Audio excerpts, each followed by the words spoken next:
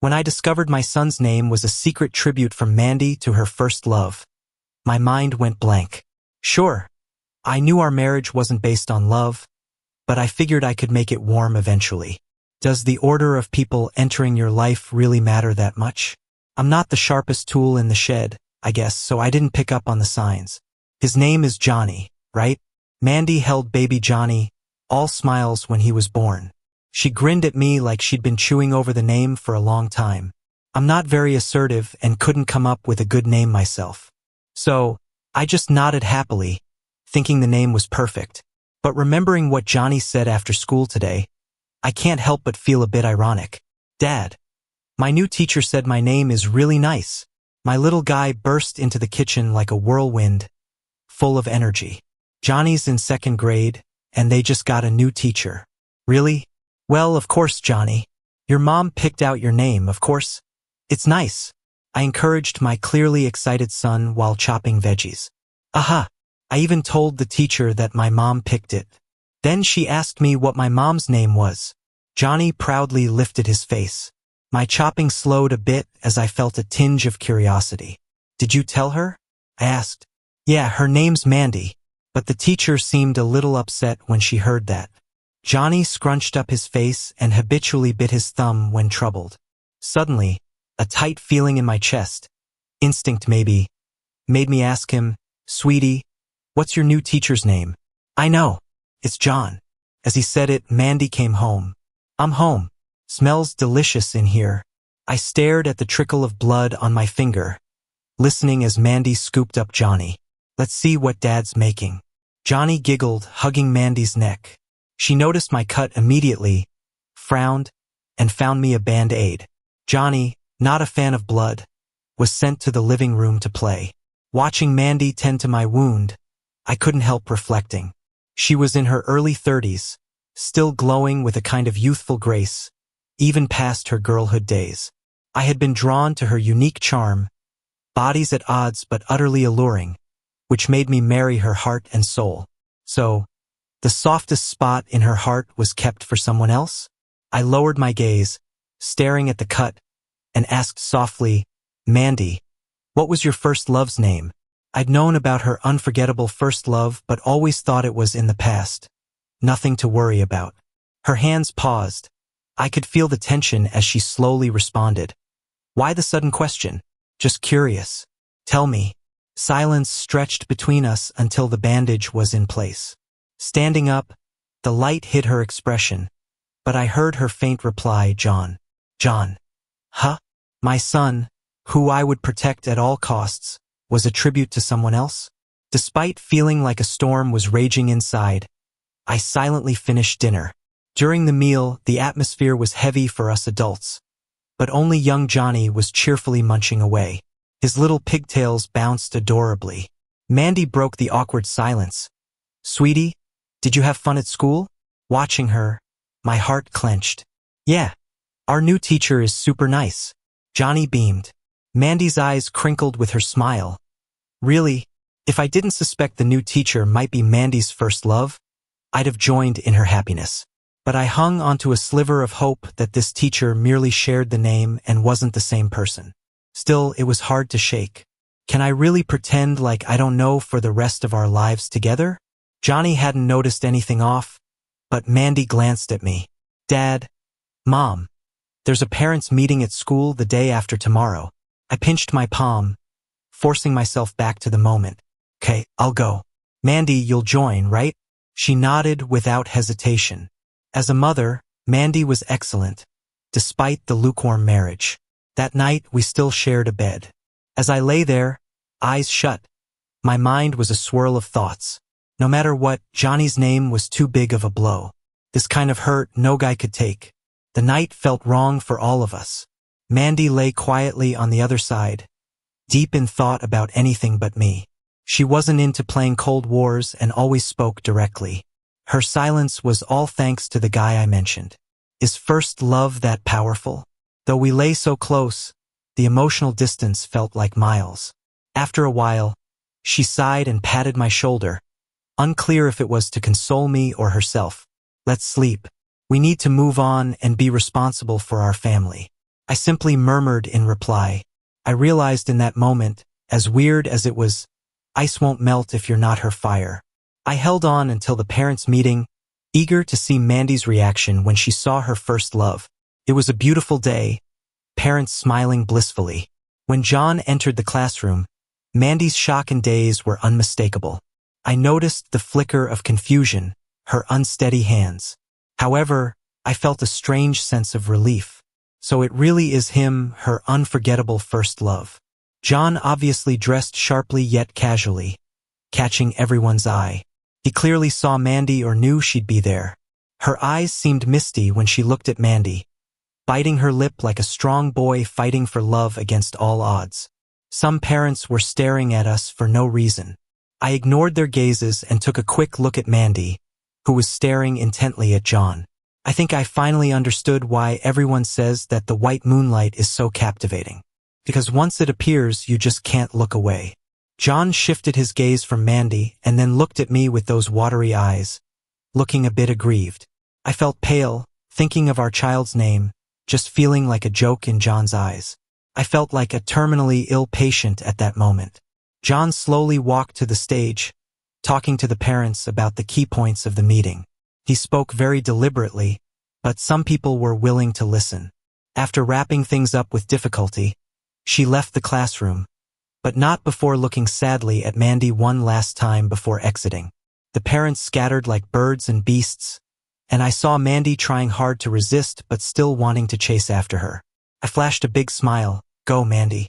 Mandy froze, turning her head in disbelief. It's like she knew that I knew everything. For the first time, Mandy stammered when talking to me, unable to hide the guilt and confusion on her face. That's when Johnny tugged at my hand. "Dad, I'm hungry. Let's go home and eat."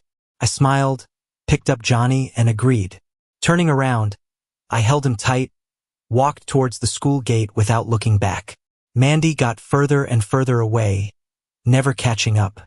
Johnny touched my cheek. "Why isn't Mom coming with us? Mom has her things to do, we won't wait for her. Okay?" I kept trying to smile. I had a gut feeling that today's choice would be the end for the two of us. And I lost completely. It's strange. I loved someone so much, willing to do anything, waiting resolutely for her response. But when you're weary, one small thing can make you give up for good. Mandy came home late. She silently took a shower, then crawled into bed, reaching out to hold me around the waist. "Henry, I know you're not asleep." Her voice sounded husky. "I met him. He said he just moved to the city for work and he doesn't know anyone here but me. So, I just helped him find a place to stay." Internally, I could only chuckle. "Before you helped him, was he sleeping on the floor?" I took a long time to move on from him. "But I'm married now, and I won't do anything to betray you. If it's not necessary, I won't meet him again." She rarely softened towards me, and sadly, I found myself softening in return. I casually asked, "What about our son's name?" She stiffened all over, not answering immediately. After a long pause, an apology escaped her lips. "At that time, I wasn't over him. But now we can change the name," she hastily explained, but I felt cold all over, my nose tingling. I turned around to face her, deciding to give her one last chance. "As long as you don't contact him anymore, we can still be a complete family." She hesitated and finally nodded. I hugged her tightly. "Let's take our son to change his name this Sunday." She agreed, hesitantly patting my back in consolation. I know perhaps some won't understand, or even think I'm being pathetic. But this was the person I've loved for 6 years. We got married, had a child. Even if just for him, I wanted to give her another chance. I just didn't expect that being soft-hearted was humiliating myself. I took my son to a hospital to get him vaccinated and unexpectedly saw Mandy smiling gently beside John. She looked so gentle and patient, while John looked a bit pale but seemed fine. He leaned towards Mandy, whispering something, and instinctively pinched her cheek. Mandy's face flashed a bit of helplessness, yet full of smiles, gently flicking his forehead. They seemed like the perfect couple. But I felt like I was in an ice cave. This is not the Mandy I knew. The Mandy I was familiar with was serious and indifferent. In 6 years of marriage, she rarely smiled at me, only showing warmth towards Johnny. I assumed she was just naturally aloof, plus I was just the man arranged for her by her parents, lacking that profound connection. I was surprised to see that she could smile so gently. My son tugged at my sleeve. "Dad, what's wrong?" His loud voice drew the attention of the two of them, and Mandy and John turned to us. Seeing my pale face, Mandy visibly flinched in panic for a moment. But she quickly composed herself, and she walked over, John trailing behind. "Henry, don't misunderstand. John's got a heart problem. He suddenly felt panicky, and he only knows me here, so he called me. It's a matter of life and death, so I came with him to the hospital."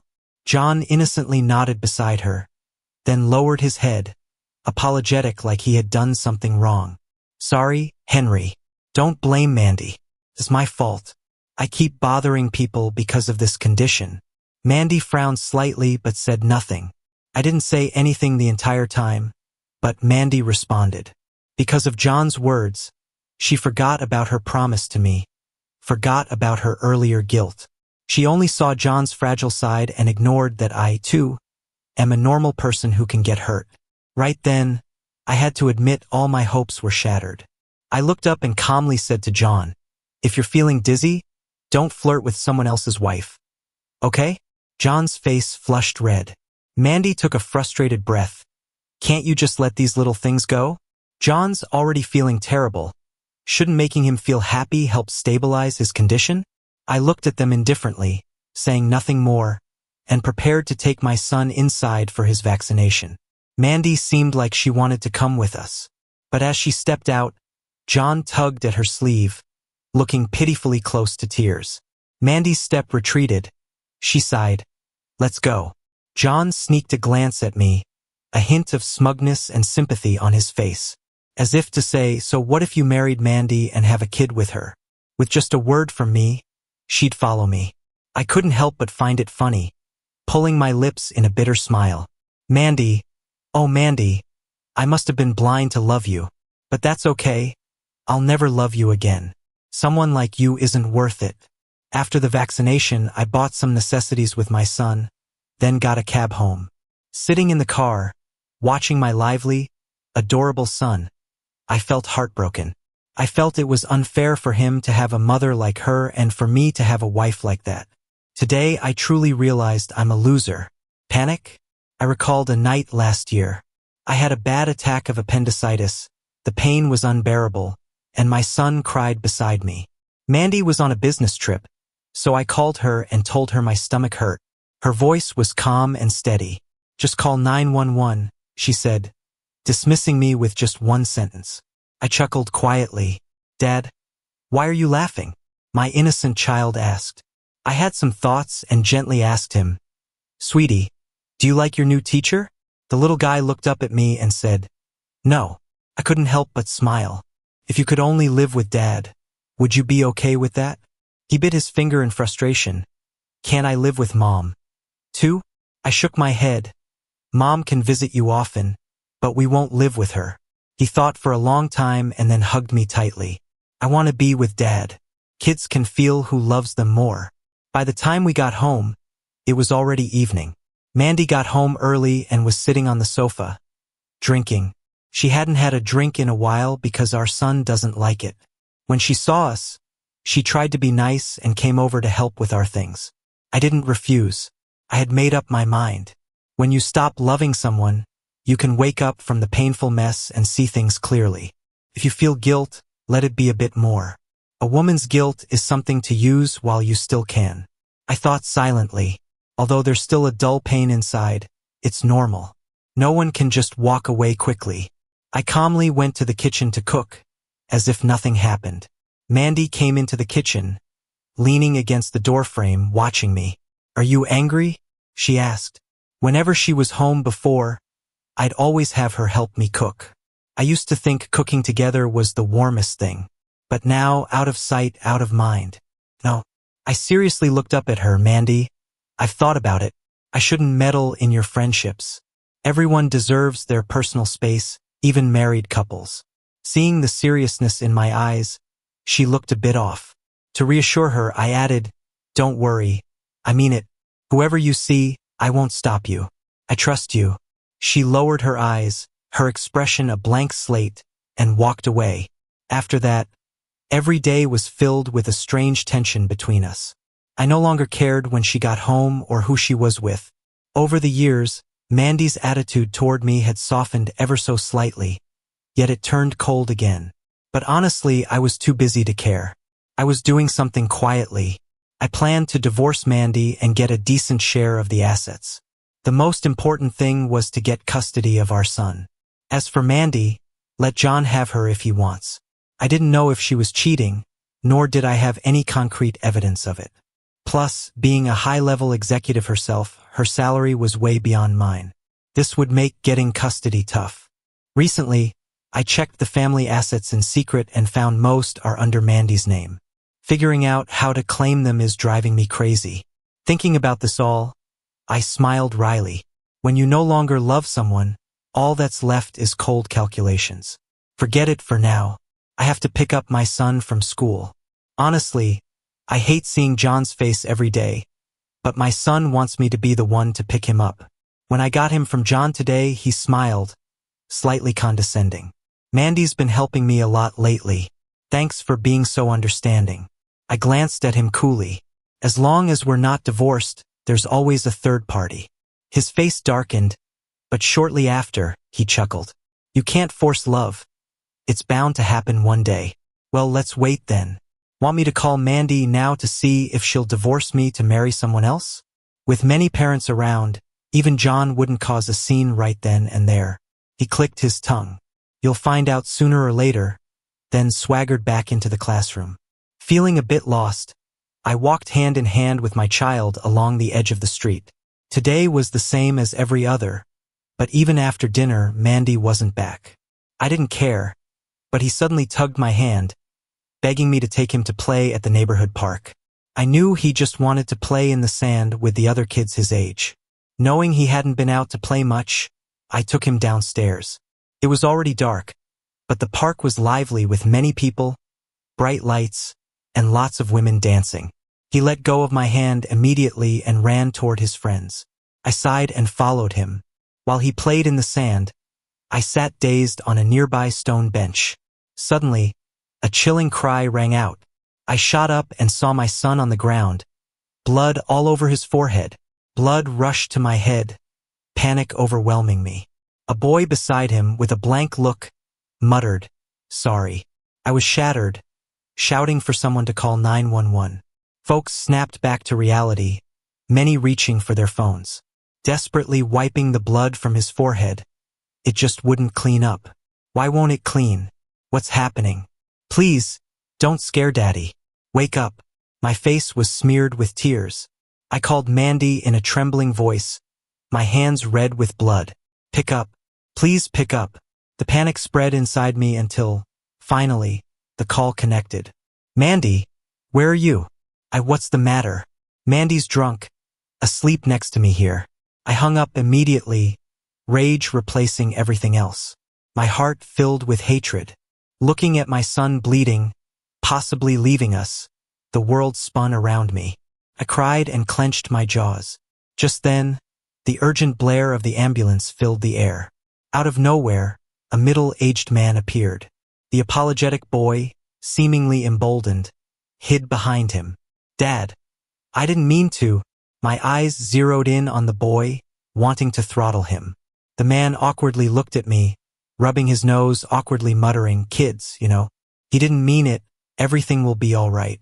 I stood, still cradling my son with help from some bystanders. "If anything happens to him, I swear your son will pay for it." I got into the ambulance, clutching his tiny hand tightly.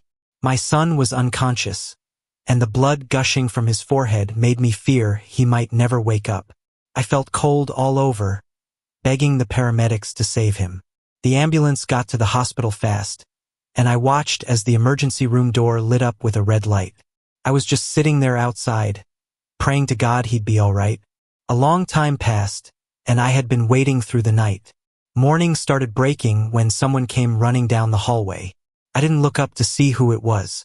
I just heard her shaky voice. "How's Johnny?" I didn't respond. I couldn't bother with someone who'd been cozy with another man. She tentatively approached me, trying to give me a hug. "I'm sorry." I heard the regret and pain in her voice. I exhaled softly, looked up at her numbly, and said the coldest words I ever had. "Mandy, please stay away from us." Each word shattered this tired woman's last facade. I kept piercing her heart. "Stop pretending. What's the point now? When our son was in danger, weren't you in John's arms? Why come here now?" Mandy knelt on the floor, her eyes blank, muttering, "It's not like that. Not like that." My numb heart felt a twisted sense of satisfaction. "Mandy, maybe you'd prefer if he never woke up."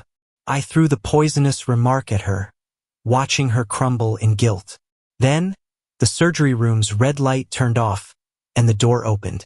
There was no time for Mandy. I quickly got up to ask the doctor. But Mandy was faster. She clung to the doctor like he was her last hope, her eyes bloodshot. "How's the kid?" The doctor looked tired but tried to comfort us. He managed a reassuring smile. "Don't worry, he's out of danger because he got here in time. He'll need to stay for observation, though." I sighed in relief, collapsing to the floor, covering my mouth. Mandy leaned against the wall, steadying herself. As they wheeled Johnny out, Mandy and I sprang up to see him. Looking at his bandaged head and pale face, guilt weighed heavy on me. If I hadn't zoned out, he wouldn't have suffered. But some sins require atonement. I turned to Mandy, her face pale and bitter. I hadn't planned on revenge against Mandy or John before. I naively believed loving someone wasn't a crime and simply wanted a peaceful divorce. Even when John provoked me, I just swallowed it. But yesterday, John and Mandy shouldn't have pushed me. After facing my son's near death, I realized nothing mattered more than him. Your betrayal paved the path, and I won't hold back now. John, you'll never get what you want. Mandy, dwell in your guilt and pain. I'll bring you both down. Watching my son sleeping peacefully, my determination grew. I turned, meeting Mandy's cautious gaze. "Henry," she softly called, pulling at my hand. I know words mean little, but I want to explain. For my plan, I suppressed my revulsion, playing soft. "All right, one last chance, go ahead." She looked up surprised, hugging me tightly. I felt cold tears trickling down my neck. "I'm sorry. I'm so sorry. John made me doubt. But it's not him I love, it's you. When I was with him, I thought about us. I loved when you let me help in the kitchen. I love our kid, he's so sweet. Before I took John to the hospital, I told him not to contact us again. It was supposed to be the last time. But when I came home, you seemed so different, so distant. I feared you didn't love me anymore, so I kept seeing John. I waited for any sign, even anger, just to feel your love. Yesterday, I got drunk, and John answered. She bared her soul, and all I felt was amusement. But on the surface, I pretended to be moved. "All right, Mandy, I'll believe you this last time. Let's be a family again." Like a drowning person finding driftwood, she nodded and laughed, clinging to me, and I secretly snapped a photo of us at that moment. "Mandy, if you say you love me, let me use that love." "John, you're confident, what do you have backing you up?" After the son needed to stay for observations, only Mandy and I headed back home. At the entrance, I noticed a couple pacing anxiously outside. I got out of the car, Mandy following closely, wanting to speak. But this wasn't the time for her. I approached them, disliking them immediately. "My son's out of danger, staying for observation. How do you plan to make amends?" Mandy glanced at me confused, and I said it was their son who pushed Johnny. To my surprise, they both dropped to their knees. "We'll pay. We'll bring our son to apologize. Please don't blame him." The elderly woman sobbed, her husband beside her, speechless and red-faced. Faced with their earnest pleas, shabby clothes, and sincerity, I felt a sense of helplessness. Mandy hesitantly sought my cue, and I helped the woman up, sighing. "As long as the medical bills are covered, just find some time to bring your kid over to apologize to my son, all right?" The woman had tears of gratitude in her eyes. The guy beside her stood up right away with a fake smile plastered on his face. Of course. You're truly forgiving." I didn't want to look at him any longer. I turned and walked towards my apartment building. Mandy followed closely behind me, her voice heavy with guilt. I'm sorry, it's all my fault. When we got home, I forced a smile for her. It's okay. As long as the three of us can live peacefully from now on, that'll be enough. She was downcast, but when she heard that, she lifted her head, eyes brimming with tears. Her voice was so shaky and determined, yet I didn't want to believe anything she said anymore. I told her I was tired today and wanted to sleep alone, so she silently moved the bedding to the couch. Lying in bed at night, I sent John the photos I took during the day, adding a caption. Even the wildflowers eventually need to return home. Sure enough, a frustrated message quickly came back. What are you so smug about? It's just because you two have a kid together, right? Mandy's heart belongs to me. She's only with you because of the kid. I smirked. Hook, line, and sinker. You say Mandy's heart is with you, but do you have any proof? Talk's cheap, right? Very quickly, he sent over a picture and an audio clip. In the picture, Mandy, cheeks flushed, was kissing John's face. I saved it without batting an eye and played the audio. Mandy, do you still love me? Mandy's voice was a bit muffled, but she replied, of course. Then John asked her if she was willing to divorce her husband. Mandy didn't answer directly. She seemed drunk, mumbling something about not loving, divorce. After I listened to it, I let out a small sigh. It felt like whatever little attachment I had disappeared just now. I switched off my phone, relaxed, and closed my eyes, drifting into sleep. No need to compete with another guy or worry about whether Mandy loves me or not. I'm just me, just Henry. When you stop loving someone, it might not be because of some big dramatic event, but a small turning point. Why did I stop loving her? Maybe it was that moment when we saw the light in each other's eyes around a boy, the light we'd never seen before, that miraculous mutual understanding. We knew we needed to quietly exit. No matter the efforts, it was useless. Everything crumbled. Holding John's so-called proof of love, I zoned out during breaks at work. Messages kept popping up on my phone. Mandy was asking what I wanted for dinner. She'd pick me up afterward. I checked it and told her I wanted pizza. She replied instantly that she'd be there to pick me up. Our son had recovered over the past 2 weeks, and I'd already sent him to my parents' place temporarily. I told my parents about wanting a divorce. Initially, they were silent, but in the end, they supported me. I vowed to start fresh, not letting them worry anymore. It was time to end everything. After work, Mandy drove to pick me up. As soon as I got in the car, she handed me a bouquet of roses with a flushed face, a bit awkwardly. This is the first of many more to come. She cleared her throat, shifting a bit uneasily. I smiled and accepted the flowers, politely thanking her. She frowned. Don't thank me, we're a couple. I just smiled back, humming a tune. Mandy seemed to think my mood was great from the flowers because she smiled wide. When are we getting our son back? He must be missing his mom and dad. I didn't reply, just kept humming and staring out the window. Mandy seemed to realize something, and her smile faltered. She looked at me unsure. The rest of the ride was silent until we got home in a whirlwind.